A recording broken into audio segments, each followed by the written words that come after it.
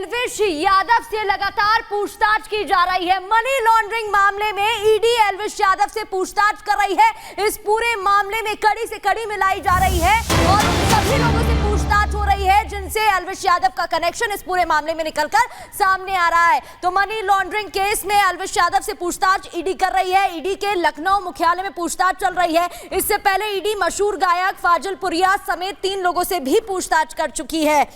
तो यूट्यूबर एल्विश यादव से ED money laundering मामले में लगातार जानकारी जुटा रही है। एल्विश को नोटिस देकर लखनऊ मुख्यालय बुलाया गया। 8 जुलाई को एल्विश यादव ने अपनी निर्धारित विदेश यात्रा और अन्य वजहों से समन भेजकर बोल दिया था कि वो नहीं आ पाएंगे, लेकिन अब इस पूरे मामले में उनसे बातचीत हो रही है और सवाल पूछे जा रहे हैं।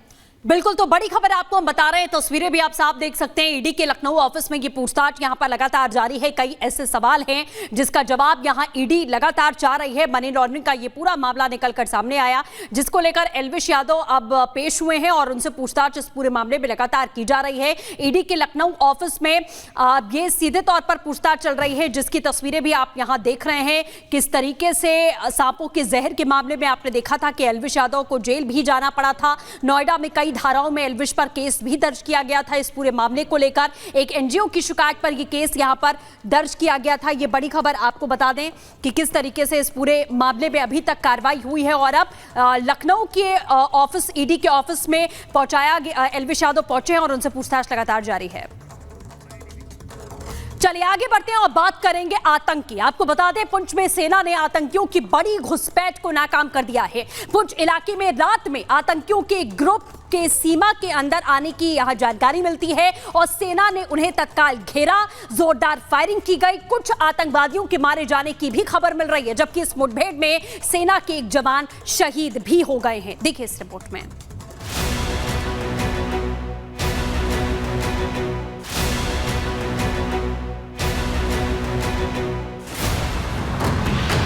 जम्मू कश्मीर को आतंकी संगठन दहलाने की बार बार कोशिश कर रहे हैं, लेकिन बार बार उनके नापाक मंसूबों पर सेना के जवान पानी फेर दे रहे हैं। आतंकी कभी जम्मू तो कभी कश्मीर में दहशत फैलाने की फिराक में हैं, लेकिन सुरक्षा बलों की मुस्तैदी के आगे वो बार बार विफल हो रहे हैं। जम्मू कश्मीर के पुंछ इलाके के बट्टल सेक्टर, वक्त देर रात 3 बजे, यही वो समय था जब 2 से 3 घुसपैठिए इलाके में घुसते नजर आए,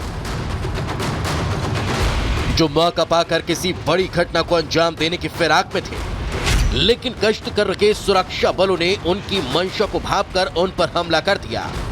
खुद पर सेना की गोली बरसते देख आतंकियों ने भी सुरक्षा बलों पर फायरिंग की, जिसमें सेना का एक जवान जख्मी हो गया, तो वहीं आतंकियों को भी गोली लगने की खबर है।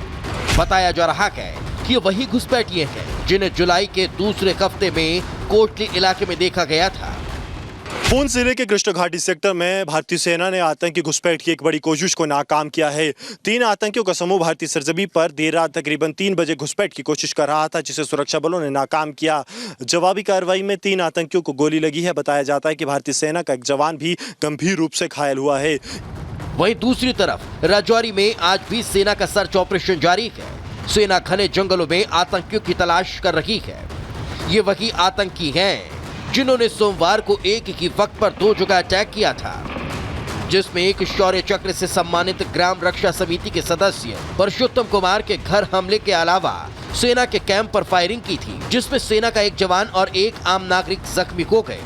राजौरी के ख्वास में हुए आतंकी हमले, जिसमें कि भारतीय सेना के कैंप के साथ साथ शौर्य चक्र अवॉर्डी परशुत्तम कुमार के घर को निशाना बनाया गया, उसमें शामिल आतंकियों के लिए सर्च अभियान अब दूसरे दिन भी लगातार जारी है। कल आतंकी सुरक्षा बलों को चकमा देकर इस इलाके से भाग गए थे। आपको बता दें कि कल देर सुबह तकरीबन जो है वो 3 बजे यह आतंकी हमला हुआ था, जिसमें कि भारतीय सेना के कैंप को आतंकियों ने निशाना बनाया और उसके साथ साथ शौर्य चक्र अवॉर्डी परशुत्तम कुमार के घर को निशाना बनाया गया। राजौरी के ख्वास में हुए आतंकी हमले के बाद हर संदिग्ध पर नजर रखी जा रही है। हर किसी की तलाशी ली जा रही है। ख्वास का इलाका घने जंगल से घिरा है, लिहाजा यहां सर्च ऑपरेशन में दिन ढलते ही परेशानी आ रही है। घने कोहरे की वजह से पहाड़ियों पर विजिबिलिटी काफी कम है, जिसकी वजह से ड्रोन और हेली ऑपरेशंस में सुबह से ही दिक्कत आ रही है। लेकिन देर रात तकरीबन 6-7 बजे तक ही यहाँ पर ऑपरेशन चल पाता है। उसके बाद घना कोहरा और अंधेरा एक बार फिर से इस इलाके को अपनी चपेट में ले लेता है, जिसके बाद सुरक्षा बलों के लिए काफी चुनौतियां बढ़ जाती हैं। ये वही जम्मू संभाग में हिस्सा आता है जिसपे 51 भारतीय सैनिक जो हैं वो पिछले 3 साल में शहीद हुए हैं और आतंकी अभी भी इस इलाके में एक्टिव हैं। पिछले कुछ दिनों से जम्मू कश्मीर में आतंकी घटनाएं बढ़ गई हैं। पाकिस्तानी आतंकी अपने आकाओं के आदेश पर बार बार देश को दहलाने की कोशिश कर रहे हैं, लेकिन देश की रक्षा में मुस्तैद जवान हर बार उन्हें पटखनी दे रहे हैं। Bureau report, Republic Bharat. और गुरसिमरन हमारे साथ जुड़ गए हैं। गुरसिमरन, रिपोर्ट भी हम दिखा रहे थे, लगातार कायराना करतूत आतंकी अंजाम दे रहे हैं। दूसरी ओर सेना का ऑपरेशन तेज हो गया है और एक्टिव मोड में दिखाई दे रही है। अब ऐसे में सवाल उठता यही नजर आ रहा है कि आतंकी स्थान पर क्या स्ट्राइक की रास्ता है? देखिए, लगातार जो है ऑपरेशंस जारी हैं और कोशिश ये है कि जल्द से जल्द इन आतंकियों को खत्म किया जाए, क्योंकि अब सबसे बड़ी चिंता का विषय ये है कि ये पाकिस्तानी आतंकी भारतीय सरजमी पर घुस चुके हैं।